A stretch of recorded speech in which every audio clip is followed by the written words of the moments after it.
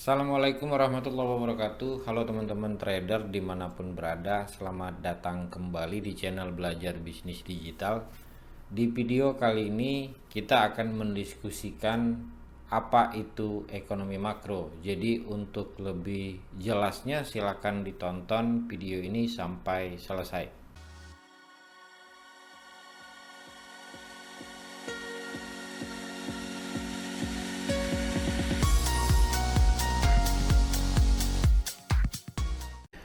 Oke teman-teman trader, ketika prospek ekonomi suatu negara membaik, maka nilai tukar mata uang negara tersebut akan menguat. Nah, di saat seperti ini, investasi di saham pun jadi naik, terus komoditi-komoditi yang berhubungan dengan produksi juga akan ikut naik. Nah, begitu juga sebaliknya, ketika prospek ekonomi memburuk, maka nilai tukar mata uangnya akan melemah, terus investasi di saham juga akan turun, dan harga komoditi yang berhubungan dengan produksi juga akan ikut turun.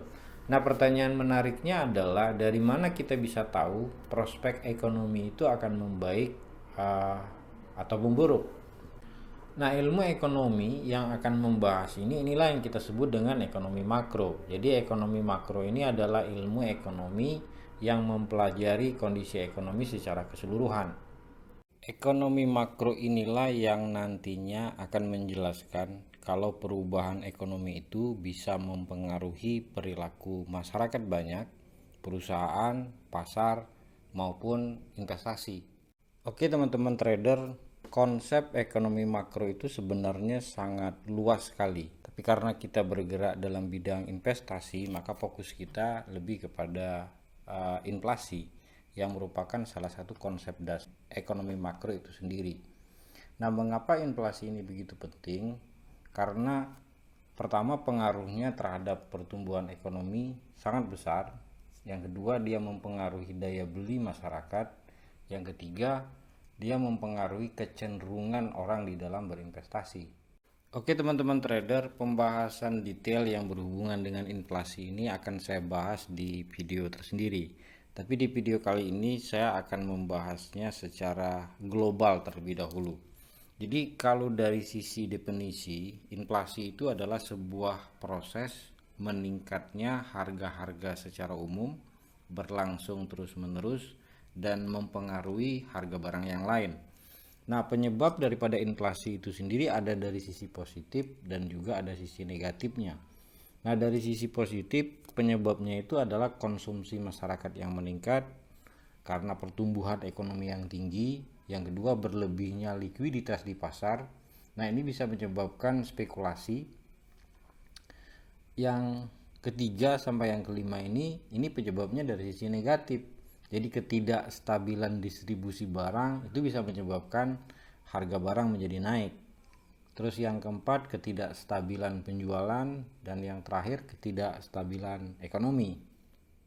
Alat ukur utama inflasi itu ada dua. Yang pertama, Consumer Price Index atau indeks harga konsumen, dan yang kedua itu adalah Producer Price Index atau indeks harga produksi. Tapi ada juga yang menambahkan alat ukur inflasi itu dengan indeks harga biaya hidup, terus indeks harga komoditas, dan deflator PDB. Oke teman-teman trader, pertanyaan selanjutnya itu begini, apa sih dampak daripada inflasi? Nah, sebelum kita membahas dampak daripada inflasi itu kan ada levelnya. Dimulai dari level ringan yang persentasenya di bawah 10% per tahun, ada level sedang 10-30%, ada level berat, dan yang paling tinggi itu dinamakan dengan hiperinflasi. Nah, kalau inflasi ringan dampaknya justru sangat positif. Yang pertama, meningkatnya pendapatan nasional. Yang kedua, gairah kerja juga tinggi. Yang ketiga, banyak orang yang menabung. Dan yang keempat, banyak orang yang melakukan investasi.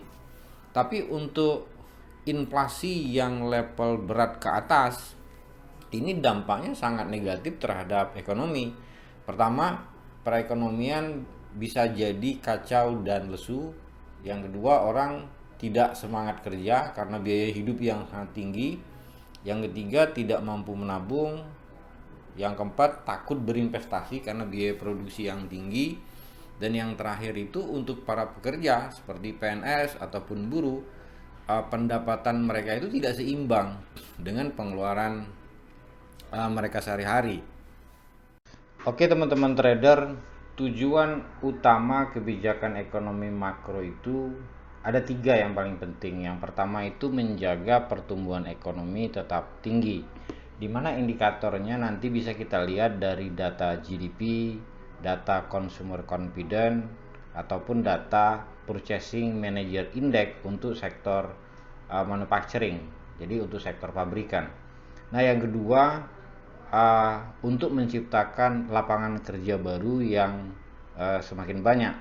Indikator untuk data tenaga kerja ini nanti bisa kita lihat dari jobless claim untuk yang mingguan, ada ADP non-farm payroll sendiri, dan data unemployment rate yang keluar setiap hari Jumat awal bulan. Nah yang ketiga itu adalah menjaga inflasi agar tetap stabil. Nah, indikator data inflasi ini sudah kita bahas di bagian sebelumnya. Jadi kita bisa melihatnya dari data CPI maupun PPI. Untuk mendapatkan gambaran lengkap tentang kondisi ekonomi makro secara up to date, mau tak mau kita harus memahami cara membaca data-data ekonomi. Jadi nanti saya akan buatkan video tutorialnya satu persatu. Oke teman-teman, saya kira cukup sekian untuk sharing singkat saya kali ini. Semoga ada manfaatnya. Terima kasih. Assalamualaikum warahmatullahi wabarakatuh.